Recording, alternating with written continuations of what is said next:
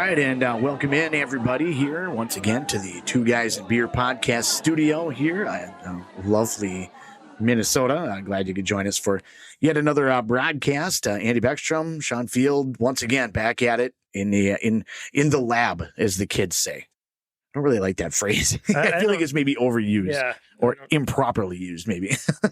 Yeah, I think improperly used would be good. I don't know if this could be a beer lab. We're dissecting beer with our palate. Yeah, it's true. Does that even make sense? That doesn't sound like it makes sense. I'm down. I'll follow.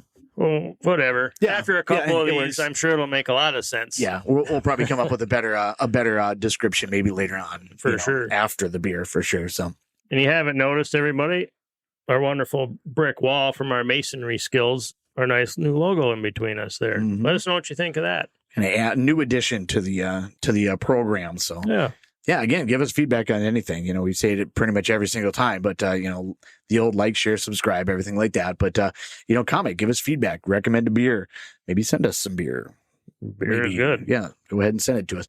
But just give us an idea of something you want to be able to see, and we'll do our best to try to be able to put it on the broadcast and be able to kind of do a little research and talk with some people and get some information about whatever brewery it is. So, and speaking of talking with people, on this specific episode here from Hop Butcher, and he got to actually interview the owner of the brewery, about an hour-ish or so? Yeah. With a whole bunch of questions. Got a chance to reach out. We generally do try to reach out, but not everybody, whether it be time or they probably get, a lot of media requests or things like that. I don't blame anybody for not being able to reply or anything like that. But talked for a little while with Jeremiah Zimmer earlier today. Hop Butcher for the World is the beer that we're doing today. And if you see the two cans that we have out there, one has the logo or the art label for the beer itself, but then you'll notice that the Hop Butcher for the World logo is actually on the back of the beer. So we'll talk a little bit more about that a little bit later. Some of the notes that we have from the conversation that we had with Jeremiah Zimmer. And first and foremost, I want to thank him for being able to take the time out to be able to chat with me a little bit and give me kind of some background and some history and just some fun fact type of stuff that they got going on down there. So kind of a cool deal that has something like that. So just so that everybody's aware, this is, we've had now a couple of them, but it's from kind of the Chicagoland area. They have a Chicago brewery store and tap room on Lincoln Avenue.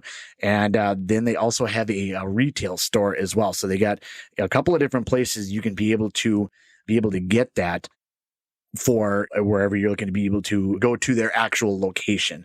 So they're in a couple of different places, but it's kind of a cool deal, when they went from something pretty small and we'll talk a little bit about that, but we'll kind of work on that as we go through here and talk about where they're at. The other one is the Bedford Park area on the other one. So perfect. A little bit different, kind of deals and it kind of a fun deal to be able to go and, check out what's going on there. So first and foremost, just kind of like a little bit of some basic stuff about them. See if I can get to the about page here.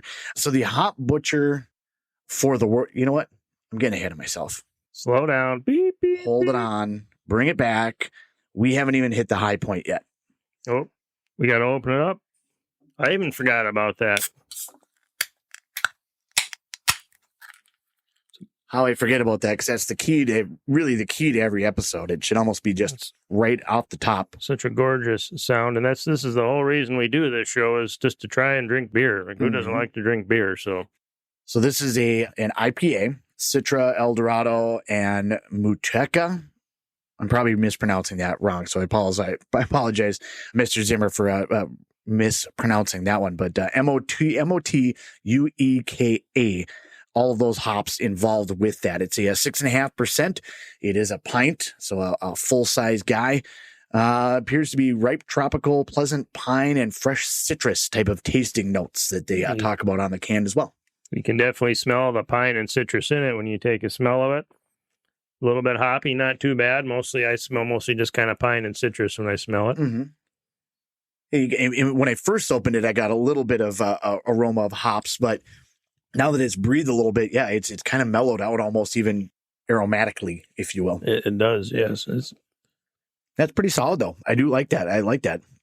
It's not real heavy hop, but definitely a very, very solid beer. I like that one a lot. Yeah, it's crisp too. Mm-hmm. For an IPA, it is a crisp IPA. Yeah. Drinks pretty easy. It's smooth. Mm-hmm. I'd like to say on our lawnmower scale, this one I would probably drink a couple of these in the lawnmower scale because it's light and smooth for an IPA and for the hop flavor. Yeah. And because it's light and smooth and even crisp, it kind of drinks like a lager to an extent. Yeah. Which of course is what you prefer when you're sweating on the lawnmower, admiring your work. Yep. You want some little crisp, clean, refreshing. And I think as for an IPA, I think Jeremiah hit it on the head with this for sure. Absolutely. Yeah. I think this would probably be, I guess it depends on how much of my lawn I'm mowing. If I'm mowing what I'm currently mowing, or if I'm mowing what I normally mow. If I'm mowing what I normally mow, probably about a 2 pounder.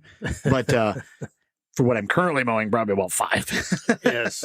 We hosted, for those that aren't aware, we hosted a 50th wedding anniversary for the in-laws this last weekend. And congratulations to them. Yeah, absolutely. Congratulations out to Dean and Cordia, many, many years, and kind of live out in the country on a farm and spent some time trying to, get everything kind of cleaned up and, painted some stuff. And, you got all the family coming over. So you got to make everything, look better than it ever has and everything like that, which is good. Spruce it up. Yeah. But, in part of that process, we also had to make some additional areas for parking and some additional areas kind of cut out to try to cut back some of the mosquitoes and things like that. So we'd have like 3 riding lawnmowers out here, like buzzing around all over the place. So I'm probably cutting about twice as much as what I normally do at this point. So it's good for you.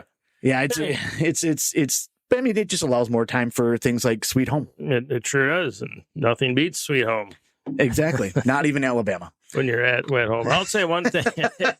Sweet. That's great. Leonard Skinner. I might be going to that concert here on August 30th, by the way, Treasure Island. So think about it. Interesting. Yeah. I'm going to put that one in the ZZ Top and Leonard Skinner is the headliners. That'd be fun. Yep. I'm assuming, though, that so in talking with Jeremiah, he said that the majority of pretty much all their beers have Chicago references. So they're a Chicago brewery, but they have grown to be able to distribute in a lot of different places. But a lot of the names and some of the artwork is still kind of based more locally. They want to still try to stay connected with kind of that Chicago area. So I would assume Sweet Home Chicago would probably be the song on that one. But it could be. Yeah, I would assume. I guess I didn't ask about that one particularly, but that is kind of their plan or their kind of intention, I guess, with that. They really want to try to be connected with that, still local community, even though they have grown quite a bit. So one of the big things that they wanted to talk about a little bit that in talking with Jeremiah, made sure to mention that in some of their releases, it's a constant churn of new and returning favorites, sometimes 2 beers in a week, other times 6 beers in a week. So they have a lot of rotation with their beers, but they always have different batch sizes with pretty much everything that they got going on. But as far as kind of So they have roughly about 6 new beers a week? Yep. Okay, and then they have just how many main staples do they carry all the time? A ton. Oh, yeah. Okay. Yeah. Okay. It's, if you go onto their website, under the beer labels, it's, let's see here. What are we? 3 across, 1, 2, 12, 13, 14. You have enough fingers to count that high? Fingers, toes. So I'm about 30-ish rows all the way to the bottom. Oh. And 3 across. So perfect. I mean, that's about 90. I mean, I don't know that they have all of them available all the time. He did say that it's kind of a constant rotation of beers. Some of them will be kind of staples that'll kind of stick around a little bit more often. This is actually one that more recently they kind of decided that they wanted to have this one stick around a little bit longer. So he thought, he was like, it's probably a pretty good choice of the one that we picked to be able to have on here. I think that would be a good choice for them to keep this around a little bit longer. I think a lot of people would probably enjoy this. Absolutely. And so they go through like sometimes they'll bring back old ones and kind of like, whether it be time of year or things like that, or just, what, we haven't done this one in a while and it's kind of fun, so let's do it again. So they rotate through quite a few. But one of the things that they wanted to also make sure to kind of say, so when you think Hop Butcher, I guess in my mind, initially it kind of conjures up the, like somebody big old cleaver and the apron and I'm just murdering hops, what I mean? Something like that. But that's not actually really what it's even about. So it's kind of somewhat based a little bit on a poem from Carl Sandburg, but it's actually a poem called Chicago. Hog butcher is what it's referred to in here. Hog butcher for the world, tool maker, stacker of wheat, prayer with railroads and the nation's freight handler, stormy, husky, brawling city of the big shoulders. So that's kind of the idea that they kind of somewhat took some of the name from. But the hog butcher for the world, the idea of it isn't so much about that. It's more so about the people that actually do the butchering. If you've ever gone to like a butcher shop, you're going in there. Yes, you're going into a place where they do a lot of those type of things, but you're getting people that are like passionate about their craft. And, like they're friendly. They want to talk about it. They want to explain, like they're just excited to talk about like, oh, I got this new thing here. We got some of this stuff over here. This is really good. You know what I mean? That's kind of, and so that's kind of what they're trying to do. It's not trying to, be the kind of the bloody attacking type of story behind it, but a lot of inspiration from the passionate, knowledgeable people that have done things like that. And so that's kind of, they took it from the hog butcher over to, hop butcher. So that's kind of where that goes. And then as far as like the for the world part, what it says on their website here, the for the world part is an important and meaningful element of our name. It inspires the ingredients we use, the characters on our labels, the balance of our beers, and how we communicate and more. It guides everything from who we partner with to get our cans and kegs and where they're distributed and where they may someday be distributed. Okay. So they're definitely kind of, want to be part of the world, not just, kind of a local thing, but they want to, it's not like they're starting global, but they want to think that like, someday potentially might be there. We don't make good decisions for all that. Sure. So does Jeremiah collaborate with any other breweries? Has he in the past? Does he brew himself or does he not do that anymore? Does he have a brewmaster now or we didn't get too much into that a little bit, but he was obviously heavily involved initially. I'm assuming he's probably got some additional people that he's brought on, but he is part of that decision-making process with the, what they're making. But they like to do collabs, and he said that they're always looking for fun and new ways to engage with people.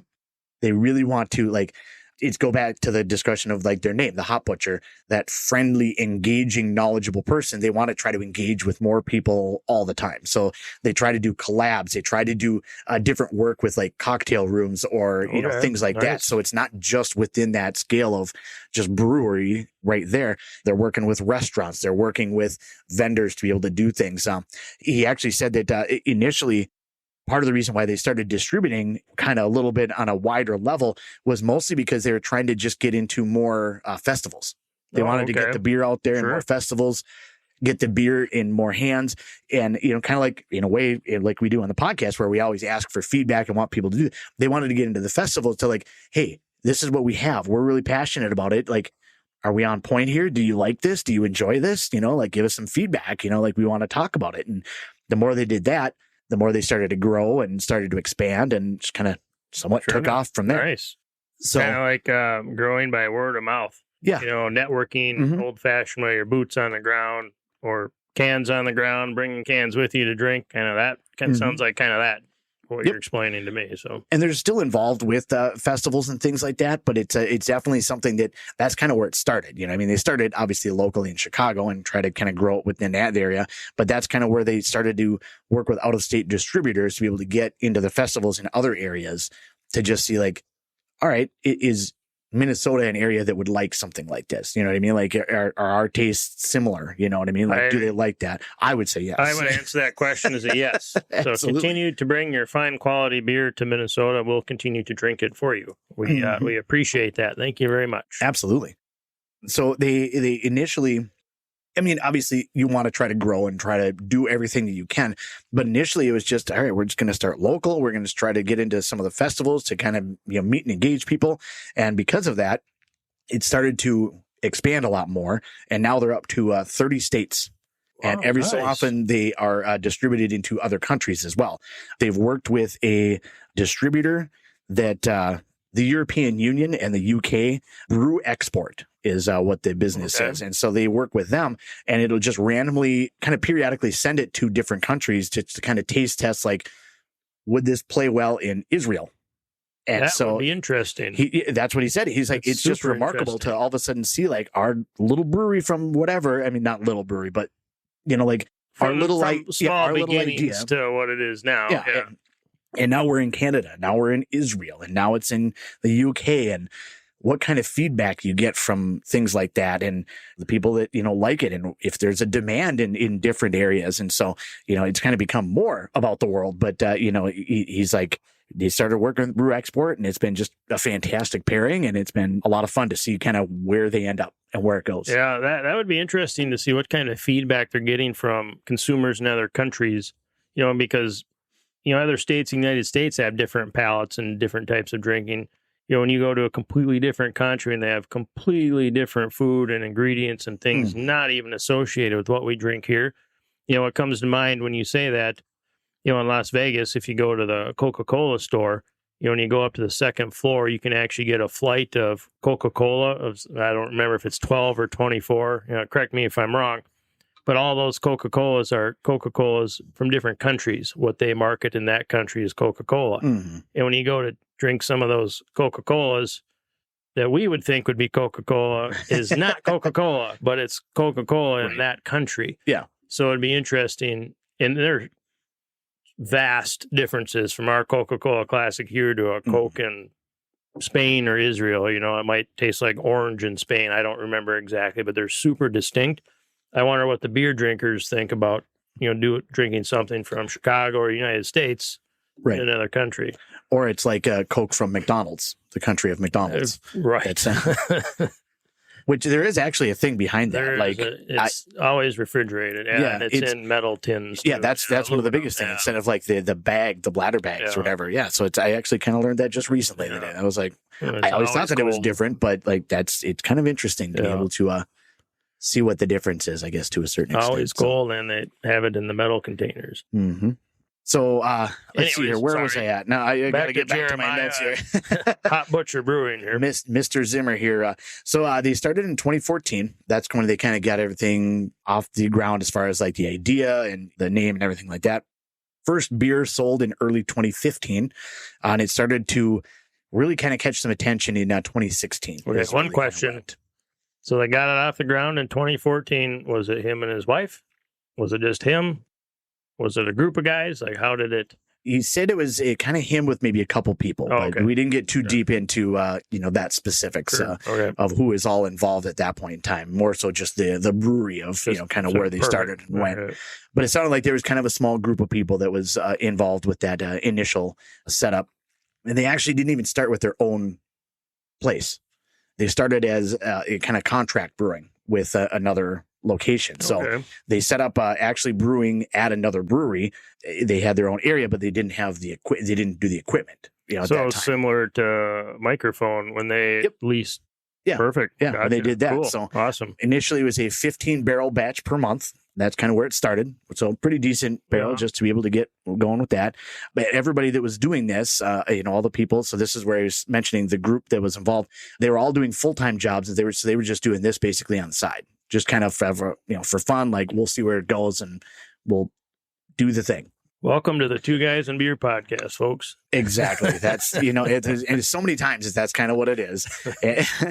So they did that initially, but then they kind of got a little bit bigger and it started kind of catching on, as I mentioned, about 2016, started to really kind of ramp things up. And so then they had to move to a different brewery and contract with a different one to be able to up their batches a fair amount. Bigger equipment, larger facilities, up to a 90 barrel batch and a 60 barrel batch per week. At that point. So you started at a 15 barrel per month, and now you're up to, between the combination, about 150 barrels per week in different batch sizes and stuff. Some good growth there. Once they get kind of to that area, about 2021, at the end of 2021, they got their own location and moved tanks and everything into their own setup. Downtown has a 15 barrel system, and they'll do batches of between 7 and 30 barrels at a time. And then Bedford Park has a 4 vessel 30 barrel system into 60 and 90 barrel tanks for different batches. So definitely grew quite a bit, Yeah. over the course of the years. And, a lot of fun to be able to, see like how much they've been able to do that. So actively growing the business. I did ask him kind of the way that he explained it, like, okay, well, we're getting into some festivals, but, we can kind of start local and we'll just the festivals to get, feedback and talk to different people and just interact with people. He's like, it's been kind of a, not slow, but, and I did kind of ask, I mean, I'm sure it seems like a blink of an eye, but at the same time, over the course of a handful of years, like it's almost, 10 years now since they kind of hatched the idea and really started getting into it. And now it's grown to what it is now. It's kind of more of an organic growth rather than just like starting with, all right, I'm going to put $5 million down and build this giant thing and all the stuff. And so, I asked him like, do you, for future plans, are you thinking, kind of more of the organic growth or, like you really like you have plans or specific things? And, he said like, no, they're actively, looking to continue growing as much as they can and trying to be involved with a bunch of different things. Like I said before, looking for fun and easy ways to engage with people, participate in festivals and find new accounts in and out of Illinois, whether it be restaurants or, different places to have it on draft rather than just like breweries or, just their own little thing or just liquor stores. You know what I mean? They want to try to see if, people will, it'll pair well with a pork chop or a steak or, something like that. I could go for a pork chop right now. I think a pork chop would sound great right now. Absolutely. Mm-hmm. Yeah. So that's kind of what they're, kind of working on as they go. He did say that one of the biggest things for them is it's not about having a shtick. They're not trying to be kitschy or anything like that. They want to be genuine and wanting to be part of the community and giving people a chance to be able to interact. And yeah, it's something that we've heard many times from different breweries and kind of what their mantra is or what their background or what their thought is wanting to involve people and just have that sense of community, working with different breweries and working with different, organizations to, just bring people together. So a lot of fun with that. It sounds like a great place. I mean, he took the time for us, so that's really cool. Yeah, we appreciate that. Absolutely. So as I mentioned before, a lot of the beer names are usually Chicago historical references.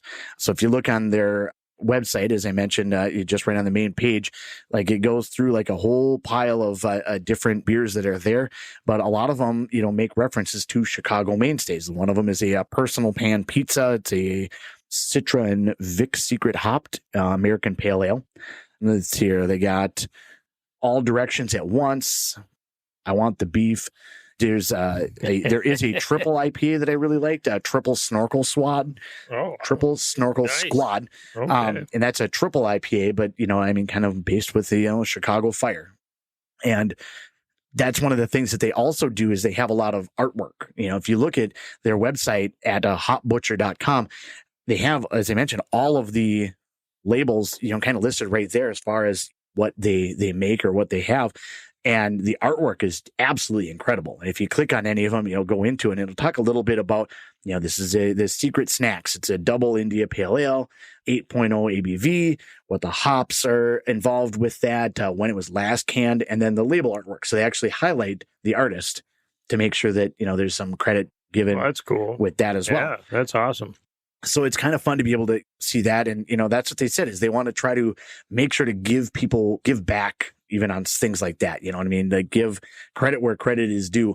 But the artwork is just absolutely incredible for so many of these different things. And we've talked about that before with the labels, like, like coming up with the idea for labels and, what you're going to call beers and stuff like that. And theirs is to kind of give a lot of nods to historical things around Chicago and then, be able to be, stuck with that. The artwork and that we talked about, the labels and the names, as a consumer, when you're in a liquor store looking for some craft beer, that's what really draws your attention right away is the name, the label first, and then the name. So that's really key. I think that they give some recognition to the artists and the labels and stuff like that. Definitely works out great that way. I think that's really awesome that they actually do that. So, because that really is what sucks. I know when I'm in the liquor store buying a craft beer, it's the art on the can that really sucks me into, let me check with that out. And then I read the name, and if it sounds cool, I'm like, grab a case of that, and let's bring it to Andy, and let's go. There we go. Another episode of Two Guys and Beer. Mm-hmm. And that's it. I'm kind of the same way. I mean, there's so many beers where they have their own labels and they, have their own thing, but it's their name forward. You know what I mean? And that's what's really highlighted.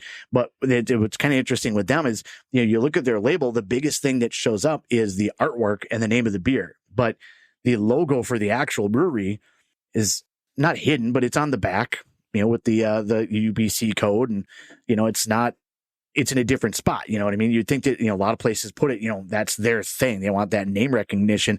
But he even said that, we want to highlight that artwork, and that's kind of the vibe that we want to have. We want to, get people like, hey, this is going to be a Hop Butcher type of beer because they like the artwork and things like that. They want to have that kind of cool vibe. Like you're saying, Sure. Look for something that, would be kind of fun that you want to be around and want to be involved in.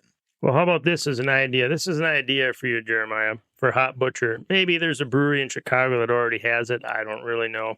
But since you're referencing Chicago and history of Chicago, what about the mob scene in Chicago? Ooh. What if Hop Butcher had a line of beer that was like the mob scene with some different mob characters and stuff? I don't know how that would incorporate. I don't know if any breweries have that out there, but that's the first thing I thought of. Right. We were It is kind of talking to him, bringing him up historical Chicago. The first thing that came to my mind, I don't know why, was historical crime mob figures, because they would come up to Minneapolis too. They'd run back and forth between the two cities. But I thought that might be a cool line of beer to have. Maybe is some sort of mob, Hop Butcher mob line or some sort. Maybe. Yeah, I guess it's not necessarily mob related, but we referenced, kind of being involved in the community and, Chicago historical things. One of the ones that they've had recently also is a nod to, if you're familiar with WGN or anybody that's broadcast on there. Yep. Tom Skilling was a longtime weatherman that was there after 45 years, was retiring. And so they created a brew for that, the Tom freaking Skilling beer. Oh, cool. Which apparently the WGM awesome. morning show did kind of a little bit of a skit based on him or whatever. And they kind of made a little nod to that and a nod to a Tom Skilling. So they thought it was kind of a cool type of deal. And they said that it like sold out very fast, awesome. So it was cool. Kind of a cool thing, but definitely a fun deal. Hundreds of cases sold out within days. Perfect. What they said on there. So kind of a fun thing that they did, kind of giving a nod to, kind of a little bit of a local legend there.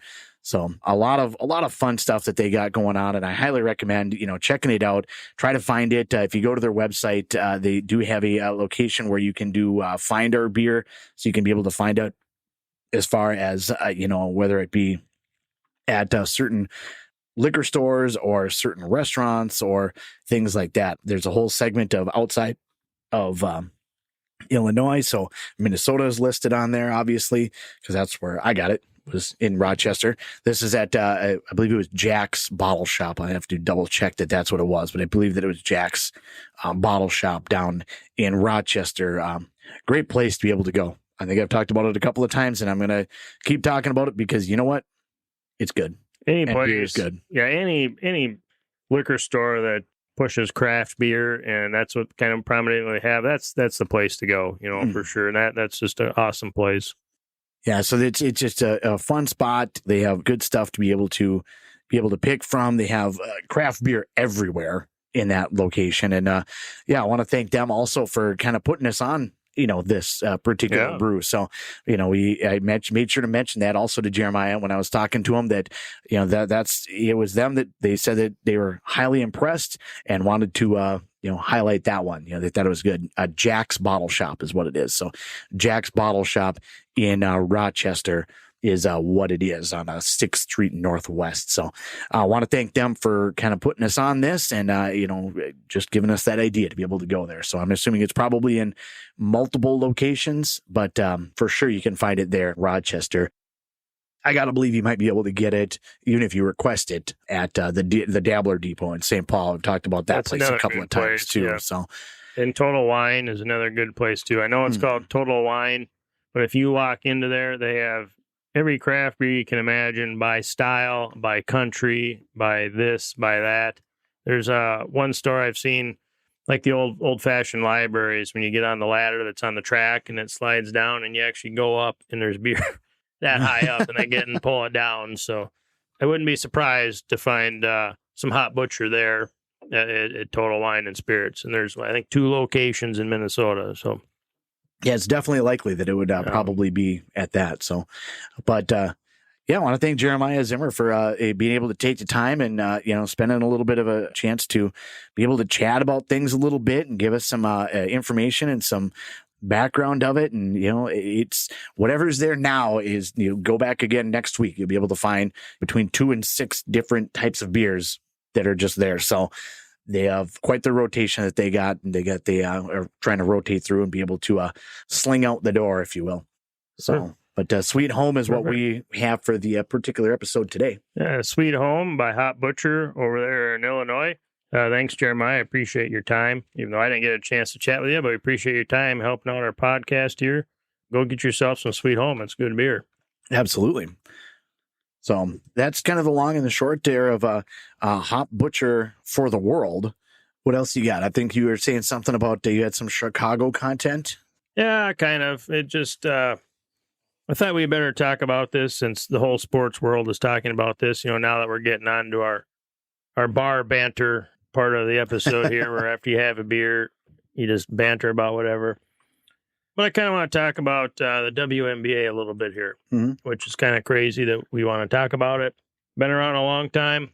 Doesn't typically generate a ton of excitement, even though they are skilled players. Very fundamentally sound, very fundamentally skilled. I've attended a few games. I went to Game 7 of the Minnesota Lynx, Los Angeles Sparks finals, which we lost that particular championship. Dang Sparks. So I just kind of want to bring it up a little bit because, you got Angel Reese, that rookie over there and plays for the Chicago Sky. She's not afraid to say words. She's not afraid to say anything. And, of course, the big Caitlin Clark. How she's turned into some controversial figure. It's just mind-baffling. I kind of wanted your take on it here.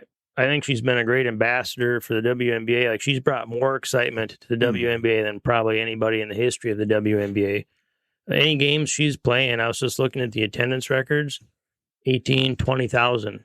Any game she's not in, 5, 6,000. And she is taking so much heat on all of social media on how the WNBA is racist in some way and they're catering to her because she's white or this, or they're playing her on national TV. Well, she's super skilled. If you look at her stats, like on social media, I just saw the other day, like the top 10 rookies this year, she's like number 8. Yeah. That's not even possible. She's literally outstatting everybody in every category up to number 1. Like, I don't know what's going on. Like, what the big deal is. Like, let's get more notoriety to the WNBA so they can showcase their skills. Like, that's what they need. Yeah, and I think that's, if you're asking my opinion, I think that's one of the things that, and I've heard some of that stuff too, and you could go ahead and make a case for whatever kind of idea you want to get at, but the WNBA has done a really good job trying to market everybody. Well, multiple different players over the course of the years, whether it be Lisa Leslie back in the day. Now I can't remember her name. Cheryl Swoops Tamika for a long time. Yeah. Of course, Maya Moore, Simone Augustus, Katie Smith. Of course, now I'm naming off Lynx players. Right? Sue Bird. And I'm trying to think of there's the one that think she just retired, but she's been even on the TNT broadcast for NBA stuff. Candace Parker, incredibly talented. And it's going to be weird to say photogenic and has a good personality for that type of thing. Sure. And so that's something that you can kind of latch to and be able to try to expand within. And what Caitlin Clark is doing is basically the exact same thing. I don't think that she's necessarily asking for any of this. It's just, I don't think so either. That's just what's happening. And it kind of was coming along at the right time for just, I guess, women's sports in general. I've seen an explosion of following, especially with the NCAA tournament with the last couple of years in the NCAA women's tournament. I went out of my way to go and find a bar or go find a place to be able to watch it. Yeah, I sought it out. I've never really done that before on that side. And I did it more for that than the men's tournament this year. By far. You get somebody that you can kind of attach to that for whatever reason that anybody has, that whether they're just a good ambassador or they're just an incredible talent. When you see somebody that's just like a generational talent at something, you look at people like a Steph Curry, I guess, with basketball, Michael Jordan. You look at like a Tiger Woods when he was at the top of his game. Golf right now, I mean, they do have Scotty Scheffler, but they don't have somebody, Scheffler might turn into that, but they don't have somebody that's that generational talent that people are like seeking out watching golf right now. Right. And that's at Tiger, they were, because you have somebody like that. And that's Caitlin Clark right now. And I think that she was by far the best college basketball player in the country last year. Yeah. And Angel Reese was not far behind. Mm-hmm. You know, they had a great rivalry. I likened it. I likened their rivalry because Angel Reese won it the previous year. You know, Caitlin Clark, they didn't win the title. Heck, I don't even remember. That's terrible of me. Yeah, they didn't win they didn't win the title, but they beat Angel Reese. Yeah, in the Final Four. Yep. What I liken the Angel Reese, Caitlin Clark competition or competitiveness between the two, I think it's great. I think it's good for women's basketball. 100%. I love the Angel Reese talks. I love they're both outstanding players.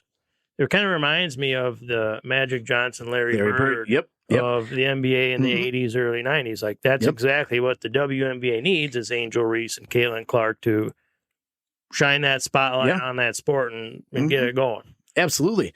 And I think that's why people are going after her. I just don't understand. I mean, I think that part of that is just, it's the nature of the beast when you become that popular and that big. And you're a rookie and you haven't barely played any minutes in the WNBA. You know, those WNBA players are pretty sound. Like, oh, absolutely. They're awesome. You know, they're no joke.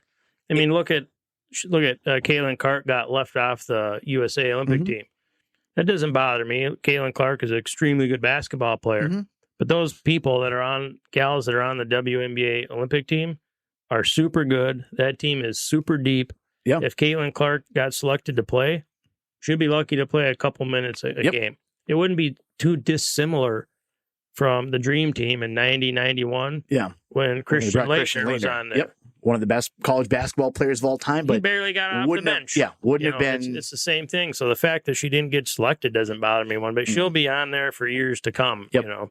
And I think potentially I could have seen them selecting her, but like you said, I don't know that she would have played a ton, but I think that would have been kind of more of I don't want to say a media selection, but it would have been a get eyeballs on it type of selection. Right. But knowing that she wouldn't play that much, they probably don't want to have that negative type of vibe to it. You know what I mean? Because people would tune in to watch her, and if she doesn't play, then they'd be mad about it, you know? But I do completely agree that like, she's going to be a phenomenal talent. She's going to be amazing. But as a rookie, you can even tell, like right now, she's starting to break through it a little bit, but she's learning to play at that next level. Right. It doesn't matter who you are. When you take that next step, Michael Jordan, he had his flash moments, but he also kind of struggled as a rookie. Everybody does.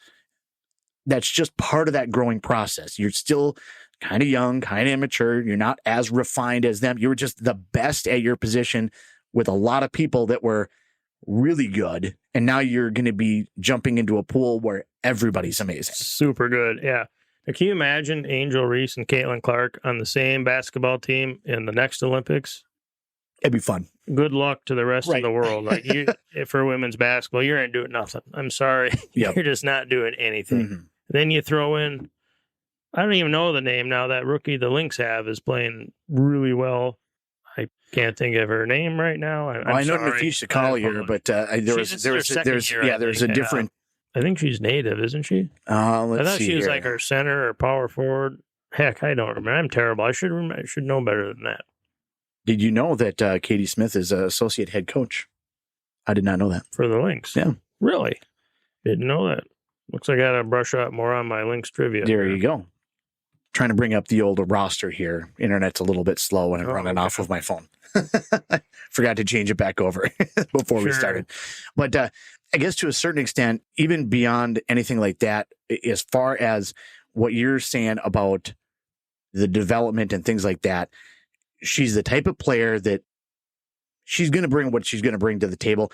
I like the fact that she doesn't really have a whine about things kind of attitude, and she's not shying away from anything at all. Not at all. But at the same time, to your point, your exact point, you nailed it right on the head.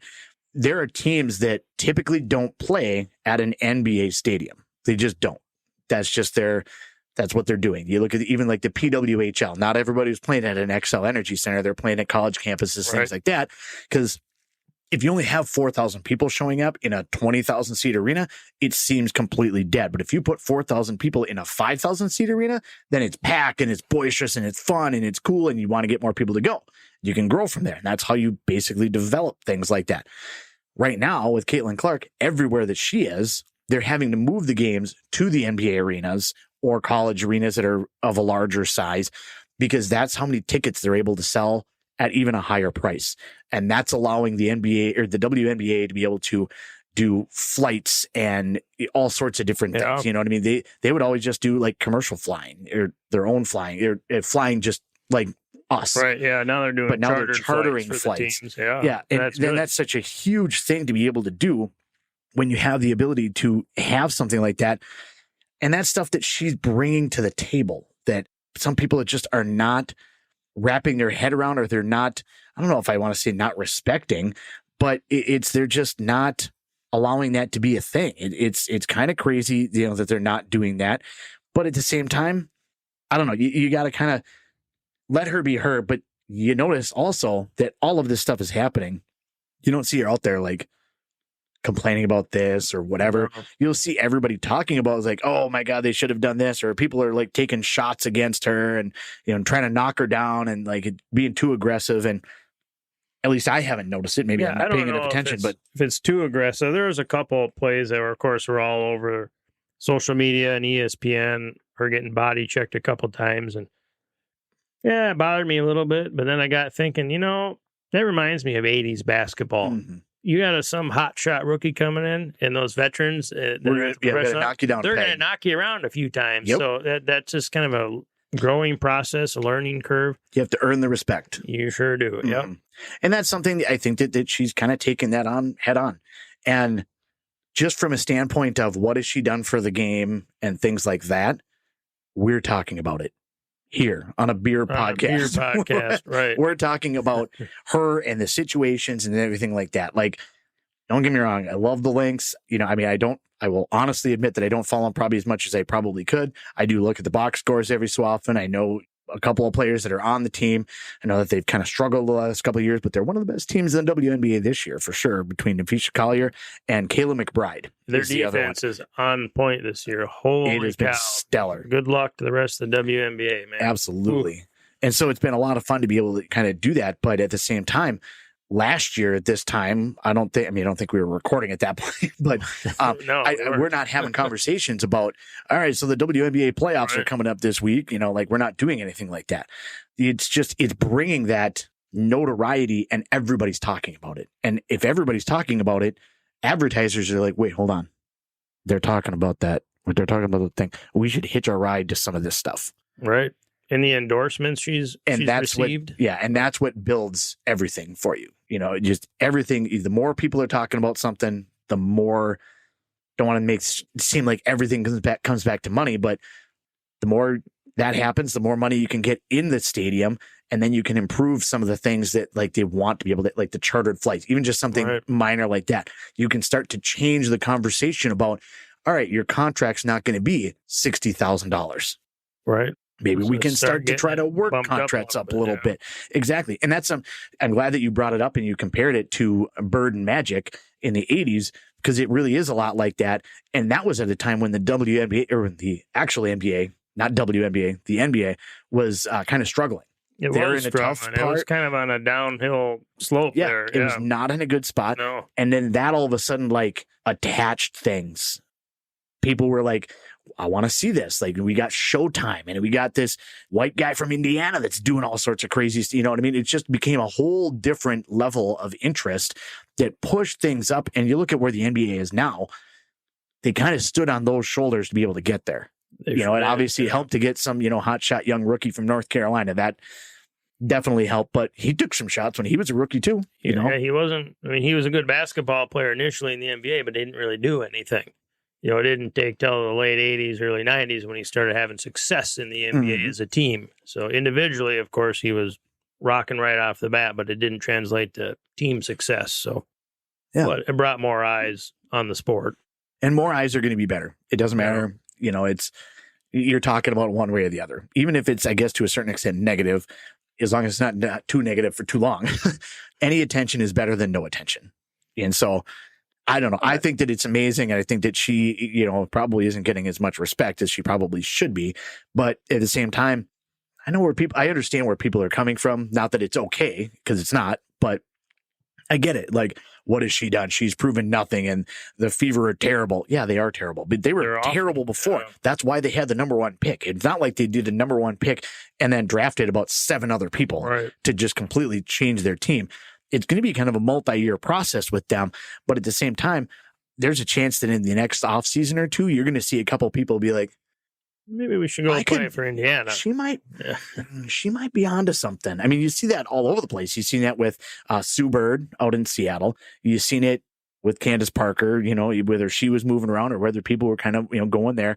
You've seen it with other players, not that it's quite as much of the contract jumping and team hopping like in the NBA it's still kind of is happening a little bit, but at the same time, there's some interest. You know what I mean? Some people may be like, I'm going to knock her down. I'm going to make sure she earns it. But at the same time, I wouldn't mind being on the wing over there, just sitting in a spot. You know how much I could probably pocket a few extra dollars if I'm on a team that is on national television 40 times a year and playing to 20,000 people.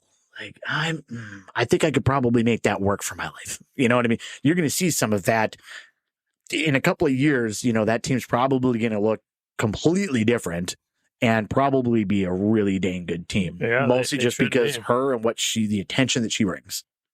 Yeah, I agree with that completely. And to more of what she's done, she's played really well so far in the WNBA. She didn't get any rest. She just played 40-some college NCAA games in college. And played in a national title game, 2 weeks off, and now she's playing in professional women's basketball in the WNBA. So that rookie year is just brutal for the WNBA. Yeah, it's and then tough. To come into like people trying to knock you down, you're already like your legs are rubber to begin with. Right. Not that we know anything about that. No, not at all. But yeah. No, I just wanted your take on it. It seems like some of the attentions have been kind of negative, and I can't really figure out why. I mean, I get maybe some jealousy factor there. I've heard like some race thing there. Oh, she's white, so they're going to push her. I sure hope that's not the case. Yeah, I love to see a rivalry between Angel Reese and Caitlin Clark, Larry Bird, Magic Johnson. So I hope it's there. Yeah, I think the NBA is going in the right direction for sure with those two gals. So I absolutely agree. And it's just going to build over time, and I think that that's a great thing for the sport.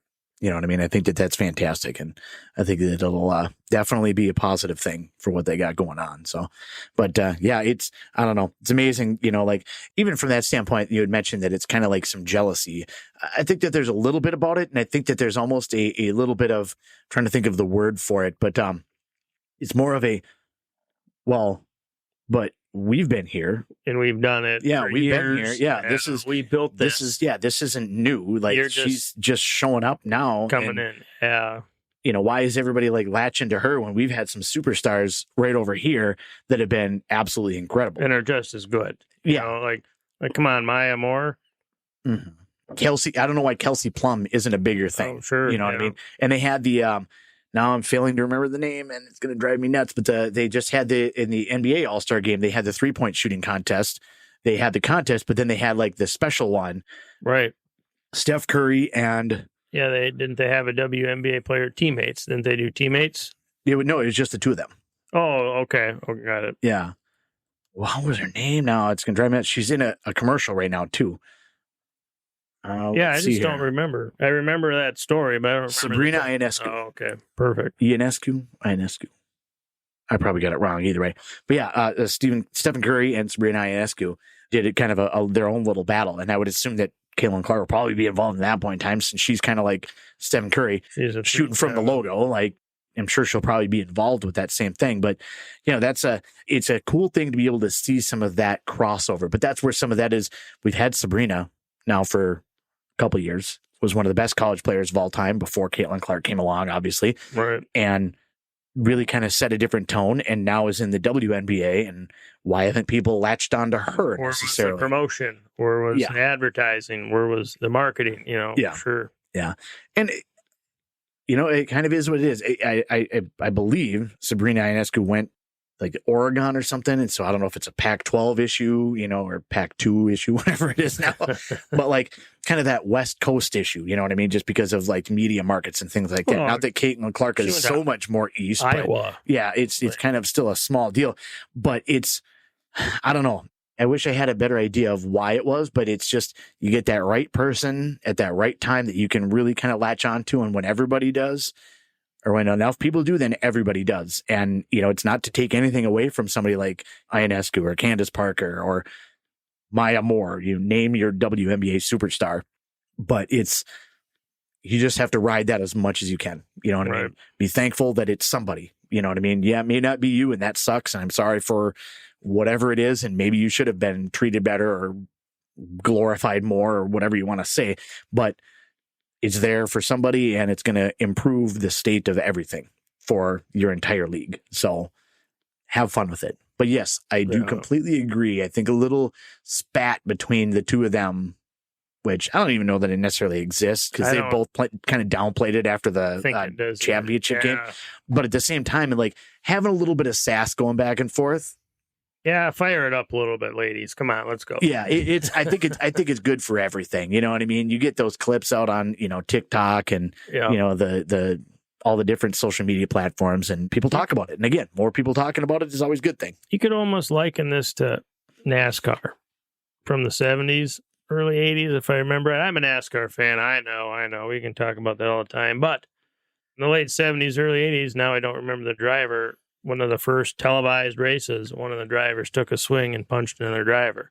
Well, what did that do for NASCAR? Just immediately ramped it up because now there's people punching each other, so right. That could be like you're saying with the WNBA. Let's get it going with a little rivalry between the two and amp it up a little bit. Yeah. Don't punch each other. Yeah, don't punch each other. But it was kind of fun to watch them kind of like taunt back and forth just a little bit, about what they're doing. And a little friendly rivalry is not bad for anything. You know what I mean? If it's more competitive, it's always going to be better. I agree 100%. So, but yeah. And if Caitlin Clark, if you want to come on the podcast sometime, Angel Reese, if you want to be on here too, that'd be cool too. Right. Yeah, we're open. The schedule's open for you guys. Exactly. I don't know if you guys drink beer or not, but potentially maybe bring some beer from the local area where you're at or something. Sure. I don't know. Or we get you some Hot Butcher Sweet Home. There we go. Yeah. Featured right in Chicago. Well, I want to make sure to thank once again Jeremiah Zimmer from Hot Butcher for the World for taking time out of his schedule. He's got a lot going on. So I'm sure, we emailed back a couple of times trying to be able to find time. And, I appreciate him making the time to be able to, be a part of the broadcast and be able to help kind of give us some insight into what they got going on there. I can't say enough about that. It was very kind of him to be able to do that. Thanks for Sean being here once again and celebrating the Classic Beer Podcast. Cheers.